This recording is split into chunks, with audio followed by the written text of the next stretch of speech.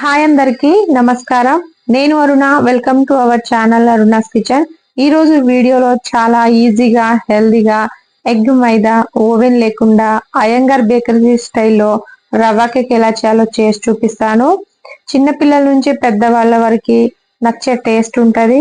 So video skip చేయకుండా full recipe చూడండి. దీన్ని సింపుల్ గా ఇంట్లోనే స్టవ్ పైన ఒక మిక్సీ జార్ లోనే ఈ బ్యాటర్ అనేది నేను ప్రిపేర్ చేసి చూపిస్తున్నాను.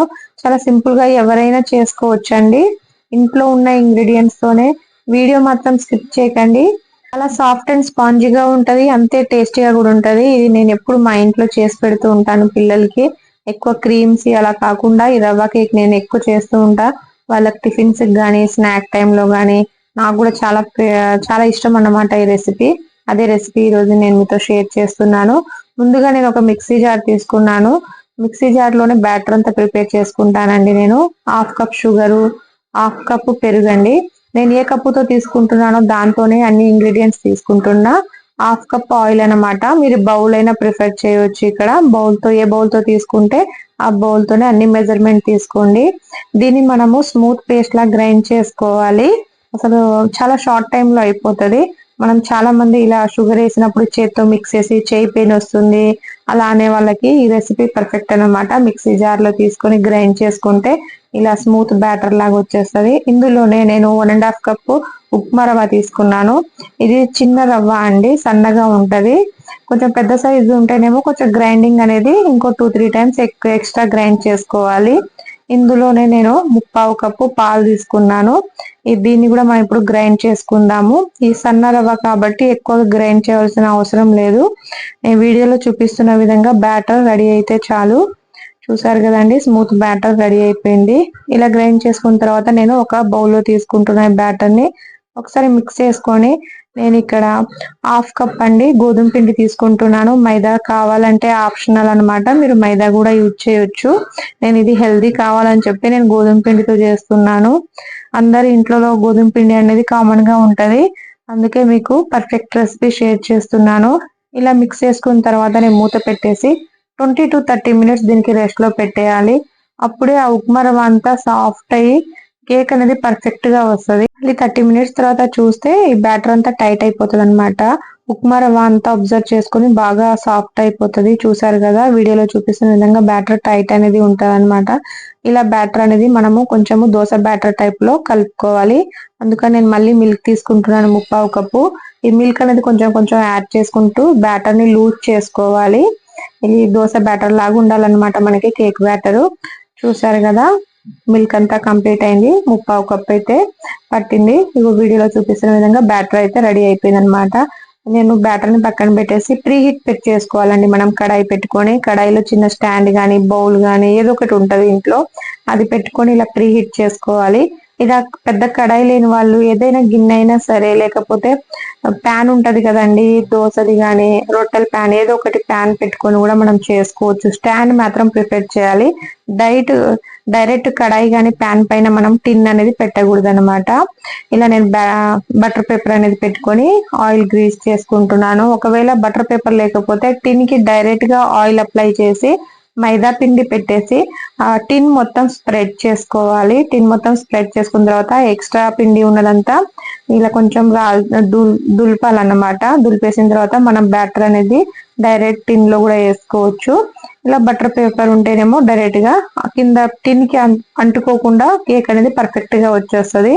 నేను ఈ బ్యాటర్ లోనే 1 table spoon baking powder, half table spoon ఏమో బేకింగ్ సోడా, అందులోనే నేను 1 స్పూన్ వెనిలా ఎసెన్స్ వేస్తున్నాను.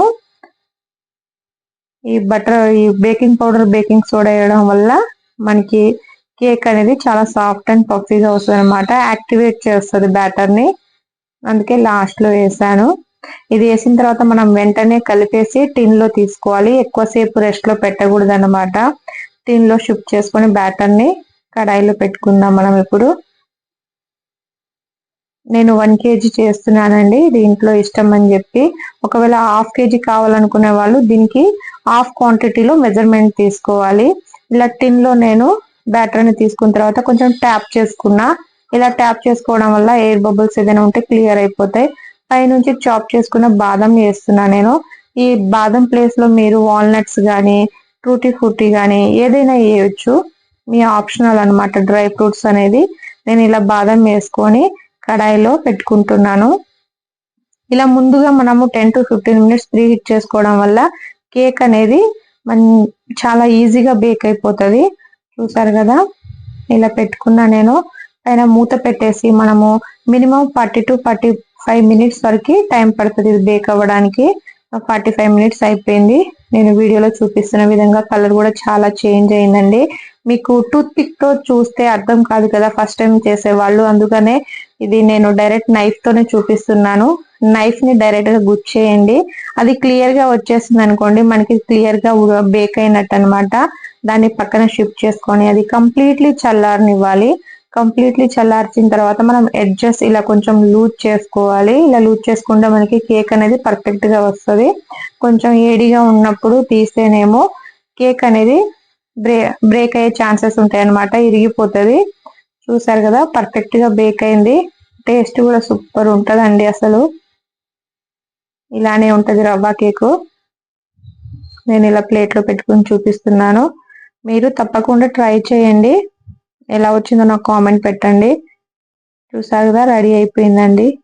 ఏ టిన్ లో అయినా చేసుకోవచ్చు అండి, ఇంట్లో ఉన్న అల్యూమినియం టిన్ ఏదైనా దీంట్లో అయినా చేసుకోవచ్చు. మనకి ఈ రెసిపీ పర్ఫెక్ట్ రెసిపీ అనమాట.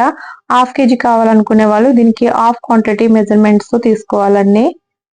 చూసారు కదండి, బేకింగ్ పౌడర్ బేకింగ్ సోడా అనేది మాత్రం 1 స్పూన్ 1.5 స్పూన్ తీసుకుంటే సరిపోతుంది. చూసారు, నేను కట్ చేస్తున్నాను. చాలా బాగుంటదండి, చాలా సాఫ్ట్ గా బాగా బేక్ అయింది, చాలా ఏడిగా ఉంది. చాలా చూసారు కదా, నచ్చితే లైక్ చేసి షేర్ చేసి సబ్స్క్రైబ్ చేసుకోండి. నేను చెప్తున్నాను, చాలా మంది చూస్తున్నారు కానీ అసలు సబ్స్క్రైబ్ చేయట్లేదండి. సబ్స్క్రైబ్ చేసుకుంటేనే నెక్స్ట్ వచ్చే రెసిపీ ఏదైనా సరే మీకు ఈజీగా తెలుస్తుందండి, లేకపోతే మీరు మిస్ అయిపోతారనమాట ఏదైనా మంచి రెసిపీస్ ఉంటే. అందుకనే ప్లీజ్ సబ్స్క్రైబ్ చేసుకోండి నా ఛానల్ కి. మీకు ఏదైనా రెసిపీ కావాలన్నా కూడా నాకు కామెంట్ పెట్టండి, నేను అది మీతో తప్పకుండా షేర్ చేస్తాను. చూసారు కదండి, ఈ రోజు రవ్వ కేక్ చాలా బాగుంటది. ఇక్కడ వెయిటింగ్ మా కిడ్స్, మీరు ట్రై చేయండి. వచ్చే క్రిస్మస్ గానీ న్యూ ఇయర్ వెకేషన్ కి రెసిపీ ట్రై చేసి ఎలా వచ్చిందో నాకు కామెంట్ అనేది పెట్టండి. రెసిపీ ఇంగ్రీడియంట్స్ అనేది నేను డిస్క్రిప్షన్ లో ఇస్తాను. అలానే ప్రీవియస్ నేను Christmas special plum cake recipe కూడా షేర్ చేశానండి. నా సబ్స్క్రైబర్ ఒకళ్ళు అడిగారనమాట, వాళ్ళ కోసమే నేను ఈ రెసిపీ చేశాను. ప్లస్ ప్లమ్ కేక్ రెసిపీ కూడా డిస్క్రిప్షన్ లో ఇస్తాను, చెక్ చేయండి ఒకసారి. మీకు ఏదైనా బేకింగ్ రెసిపీ కావాలన్నా కూడా నాకు కామెంట్ పెడితే నేను తప్పకుండా షేర్ చేస్తాను. బాయ్ అండి.